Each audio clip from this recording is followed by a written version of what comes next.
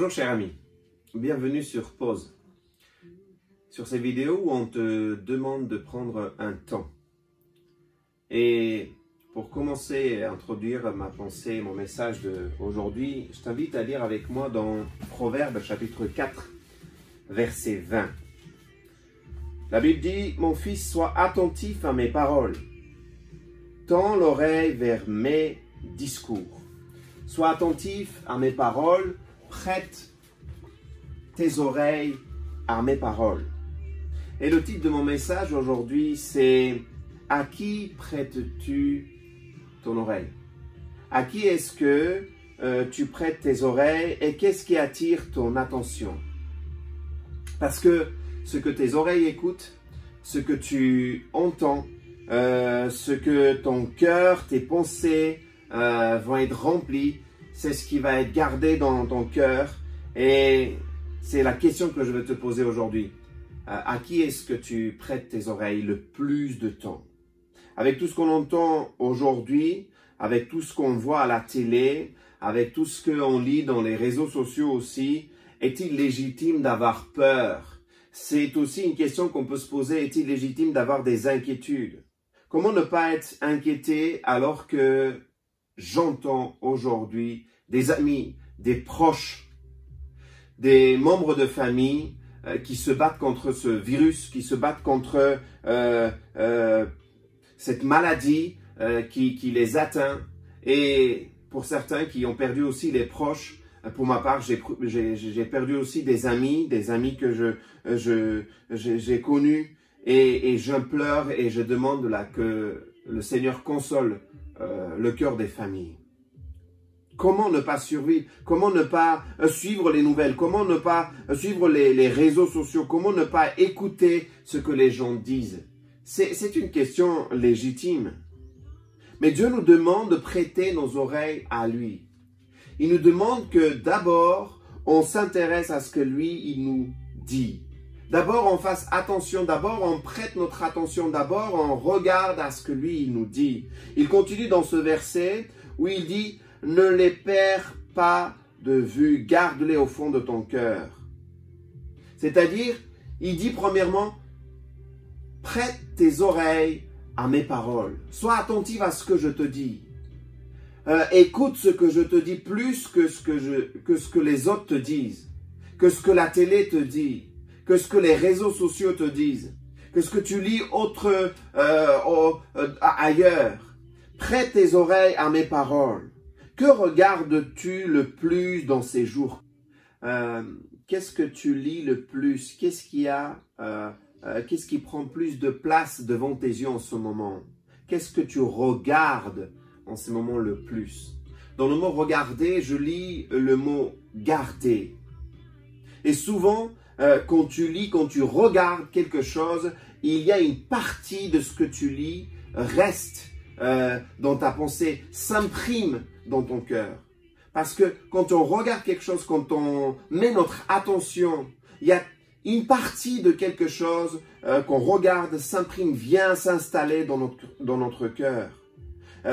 Et beaucoup de soldats, on pourrait prendre cet exemple, beaucoup de soldats de guerre qui reviennent de la guerre ont du mal à reprendre la vie normale parce que quelque chose est resté dans leur pensée, dans leur cœur, et quand ils reprennent la vie normale, il y a quelque chose qui s'est imprimé dans les pensées. Alors, qu'est-ce que tu lis? Qu'est-ce que tu prends le plus de temps aujourd'hui? Qu'est-ce que tu écoutes le plus? Qu'est-ce qui porte ton attention? Sur quoi tu portes ton attention le plus? Cet ensemble va venir s'installer dans ton cœur et jour après jour, tu vas te rendre, même si tu ne te rends pas compte, ces choses vont se traduire et vont te conduire à dire, à faire, à penser ce que tu as lu, ce que tu as entendu. De tout ce que tu as lu, de tout ce qui a quelque part rempli ton cœur. Le verset qui continue, ce qu'on a lu tout à l'heure, c'est « Ne les perds pas de ta vue, garde-les au fond de ton cœur. » Et il dit, il y a une promesse qui suit à ce verset, il dit « Car ils apportent la vie à ceux qui les accueillent et ils assurent la santé du corps. » C'est-à-dire que ce que Dieu t'invite à faire, c'est tu lis ta parole, tu lis tu regardes ce qu'il te demande, tu fais attention à ce qu'il te dit, et dit, ils vont t'apporter la vie. Si tu les accueilles, si tu les gardes au fond de ton cœur, ils assurent la santé de ton cœur. Maintenant, tu peux dire, comment garder la paix de Dieu? Comment garder le calme dans ces moments? Le verset dit, écoute, garde-les au fond de ton cœur. Mon ami, tu ne peux garder quelque chose que tu n'as pas reçu. Tu peux garder des choses que tu lis, oui, mais la Bible dit, garde ces paroles au fond de ton cœur. Mais tu ne peux pas garder les paroles de Dieu au fond de ton cœur si tu ne les as pas reçues. Alors que Dieu t'offre cette parole. Dieu t'offre la parole et il te donne cette parole comme une offrande, comme un cadeau. Mon ami, tu ne peux garder quelque chose dans ton cœur si tu n'as pas reçu. Et si tu lis dans tout ce que tu lis qui t'amène de la crainte, des inquiétudes, de l'angoisse, ça veut dire tout simplement que tu prends plus de temps à lire ces choses, tu prends plus de temps à écouter ces choses que ce que la Bible dit. Et ce n'est pas, je dirais, anormal que dans ton cœur il y a de la crainte ou des inquiétudes parce que ton attention est portée plus sur ce que les autres disent, sur ce que les réseaux sociaux te disent, sur ce que la télé te dise. Alors que Dieu dit, lis ma parole, écoute ma parole, écoute, prête attention, prête tes oreilles à ce que moi je te demande. Et cette parole que Dieu te donne, c'est un cadeau. Comme je disais, c'est un cadeau que Dieu te donne. Et c'est un cadeau, cette parole, c'est fait chair. Jésus est venu, le Fils unique de Dieu est venu pour apporter le salut. Et il a donné son Fils unique. Pour ceux qui n'ont pas encore reçu, tu peux faire maintenant cette prière de recevoir Jésus, de recevoir le Fils, de recevoir le cadeau de Dieu, d'implorer la grâce de Dieu, de demander pardon pour tes péchés, de recevoir, parce que tu sais, tu ne connais pas ton lendemain. Et c'est en t'aimant, toi que Dieu a envoyé son Fils, c'est lui qui t'a aimé. Et si tu demandes le pardon, de tes péchés, si tu implores la grâce de Dieu, il peut te sauver. Il vaut mieux que tu sois avec lui et tu ne sais même pas si demain ou après-demain la vie va suivre ou pas. Toi, tu regardes cette vidéo, personne ne sait, personne ne connaît son lendemain. Fais le pas, fais la paix avec Dieu. Il vaut mieux que tu aies la paix, tu vives avec Dieu, que tu vives l'éternité hors de sa présence. Je reviens à mon sujet, je lis ce verset et je continue. Et ce verset qui est connu par beaucoup de personnes, par beaucoup de chrétiens, même par des non-chrétiens, ce verset qui dit « Garde ton cœur plus que toute autre chose, car de lui viennent les sources de la vie. » C'est dans le même chapitre, le chapitre 4, Proverbes. C'est le verset 23. « Garde ton cœur plus que toute autre chose, car de lui viennent les sources de la vie. » La responsabilité de garder ton cœur revient à toi. C'est à moi que ça revient, de garder mon cœur par-dessus toute autre chose. Parce que de lui viennent les sources de la vie. Écouter, lire, regarder, c'est à moi de regarder, c'est à moi d'écouter. Tout ce que j'écoute, tout ce que je regarde vont prendre racine dans mon cœur et d'une manière ou d'une autre vont se traduire dans mes actes, dans mes paroles. Ça va semer quelque part dans mes pensées et le fruit va être tôt ou tard mangé par moi ou par mes proches. Alors je vais conclure en reposant cette question encore. Que regardes-tu le plus dans tes journées, dans ces moments? À qui prêtes-tu tes oreilles?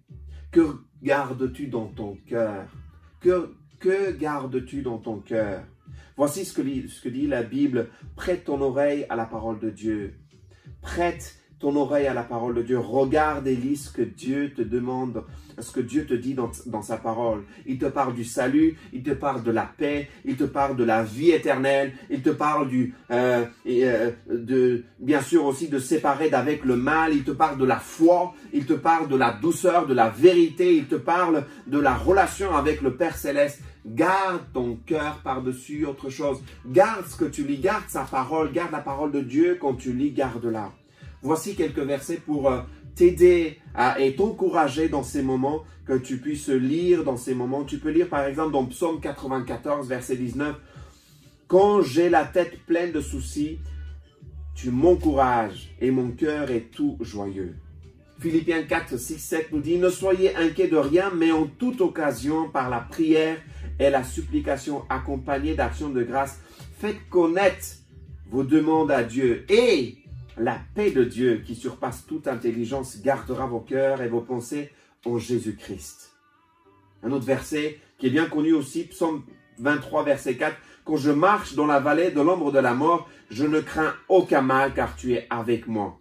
Ta houlette et ton bâton me rassurent. » Jean 14, 27, c'est Jésus qui dit « Je vous laisse la paix, je vous donne ma paix. Ce n'est pas à la manière du monde que je vous donne, mais c'est ma paix que je vous donne. Que votre cœur cesse de se troubler et de craindre. » Tu peux faire d'autres recherches dans la parole de Dieu et trouver aussi des moments avec le Seigneur. Prendre une pause, t'arrêter, arrête-toi, fais une pause. Sois à l'écoute.